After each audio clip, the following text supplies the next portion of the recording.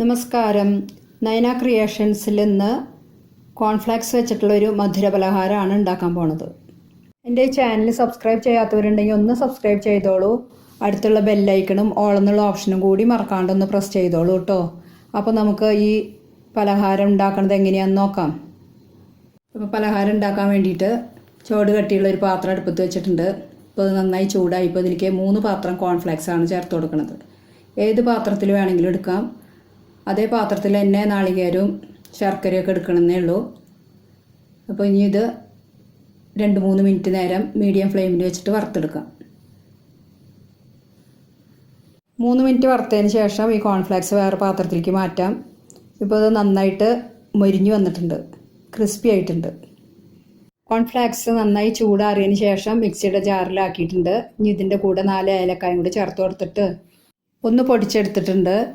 ഇതിപ്പോൾ നന്നായിട്ട് നൈസായിട്ട് പൊടിയേണ്ട ആവശ്യമില്ല, ഇടയ്ക്കൊക്കെ ഒരു തരിയൊക്കെ കടന്നോട്ടെ. ഇനി വേണ്ടത് ശർക്കര പാനിയാക്കലാണ്. അതിന് വേണ്ടിയിട്ട് ഈ കോൺഫ്ലെക്സ് എടുത്ത അതേ പാത്രത്തിൽ തന്നെ 1 പാത്രം ശർക്കര പൊടിച്ചത് എടുത്തിട്ടുണ്ട്. ഇനി ഇതിലേക്ക് കുറച്ച് വെള്ളം കൂടെ ചേർത്തിട്ട് ഇതൊന്ന് അലിയിച്ചെടുക്കാം. കോൺഫ്ലെക്സ് വറുത്തെടുത്ത അതേ പാത്രത്തിൽ തന്നെ പാത്രം ചൂടാകുമ്പോൾ അതിലേക്ക് കോൺഫ്ലെക്സ് എടുത്തിട്ടുള്ള അതേ പാത്രത്തിൽ 1 പാത്രം നാളികേരം ചിരകിയിട്ട് ചേർത്തിട്ട് അതിലത്തെ വെള്ളമൊക്കെ ഒന്ന് വലിഞ്ഞ് കിട്ടുന്ന വരെ ഒരു 2-3 മിനിറ്റ് സമയം വഴറ്റി കൊടുക്കാം. മീഡിയം ഫ്ലെയിമിൽ വെച്ചാൽ മതിയാവും. ഇപ്പോൾ കണ്ടോ, നാളികേരത്തിലത്തെ വെള്ളമയമൊക്കെ നന്നായി പോയിട്ടുണ്ട്. ഇപ്പോൾ നിങ്ങൾക്ക് കാണുമ്പോൾ മനസ്സിലാവുണ്ടാവും നാളികേരത്തിൻ്റെ കളറൊക്കെ ഒന്ന് മാറി വരാൻ തുടങ്ങി. ഈ സമയത്ത് ഇതിലേക്ക് ഉരുക്കി വെച്ചിട്ടുള്ള ശർക്കര ചേർത്ത് കൊടുക്കാം. ഇപ്പോൾ ശർക്കര നല്ല വെള്ളമായിട്ടാണ് ഇരിക്കുന്നത്. ഇനി ഈ ശർക്കരയും നാളികേരം കൂടിയിട്ട് നന്നായിട്ട് ഇളക്കി യോജിപ്പിക്കാം.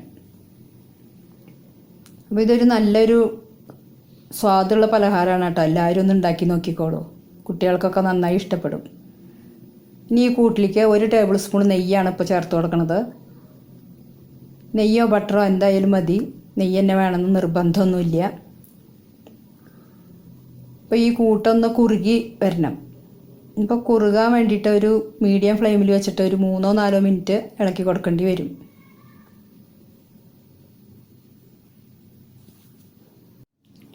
ഇപ്പോൾ ഇത് ഇളക്കി തുടങ്ങിയിട്ട് ഒരു 2 മിനിറ്റ് കഴിഞ്ഞിട്ടുണ്ട്. ഇതായിട്ടില്ല, കുറച്ച് സമയം കൂടിയും ഇളക്കേണ്ടി വരും. ഉണ്ടോ, ഇപ്പോൾ വെള്ളമായിട്ട് തന്നെയാണ് ഇരിക്കുന്നത്. ഇനി ഒരു 2 മിനിറ്റും കൂടെ വേണ്ടി വരും. ഇപ്പോൾ ഇതായി കൂട്ട് നല്ല പാകമായി വന്നിട്ടുണ്ട്. ഇപ്പോൾ കാണുമ്പോൾ തന്നെ മനസ്സിലാവണില്ലേ, നാളികേരും ശർക്കരയും കൂടി നന്നായിട്ട് യോജിച്ച് വന്നിട്ടുണ്ട്. ഇപ്പോൾ ഇതിലേക്ക് നമ്മൾ ഉപ്പ് ചേർക്കണില്ല. എന്താണെന്ന് വെച്ചാൽ കോൺഫ്ലെക്സിൽ ഉപ്പുള്ളതുകൊണ്ടാണ് ഉപ്പ് ചേർക്കാത്തത്. ഇപ്പോൾ ഈ കൂട്ട് നന്നായി പാകമായിട്ടുണ്ട്. ഫ്ലെയിം ഓഫ് ചെയ്തിട്ടുണ്ട്. ഈ സമയത്ത് ഇനി ചൂടാറുന്നതിന് മുമ്പ് തന്നെ ഇതിലേക്ക് കോൺഫ്ലെക്സ് പൊടിച്ചത് ചേർത്ത് കൊടുക്കാം. എന്നിട്ട് നന്നായിട്ട് ഇളക്കി യോജിപ്പിക്കാം. ഇത് അധികം ചൂടാറുന്നതിന് മുമ്പ് തന്നെ ഇത് ഉരുട്ടിയെടുക്കണം. അപ്പോൾ കോൺഫ്ലെക്സ് ലഡു അല്ലെങ്കിൽ ഉണ്ട റെഡിയാവും. നല്ല സ്വാദുള്ളൊരു പലഹാരമാണ് കേട്ടോ. എല്ലാവരും ഉണ്ടാക്കി നോക്കണം. ഇനി ഇതിപ്പോൾ നന്നായിട്ട് ഇളക്കി യോജിപ്പിച്ചിട്ടുണ്ട്. ഇനി ഇതൊരിത്തിരി ചൂടാറുമ്പോൾ, വലിയ ചൂടിൽ നമുക്ക് ഉരുട്ടാൻ കൈ പൊള്ളൂലോ, അപ്പോൾ ഇത്തിരി ഒന്ന് ചൂടാറി കഴിയുമ്പോൾ ഇതേപോലെ ഒന്ന് ഉരുട്ടിയെടുക്കാം. ഇപ്പോൾ ലഡു റെഡി.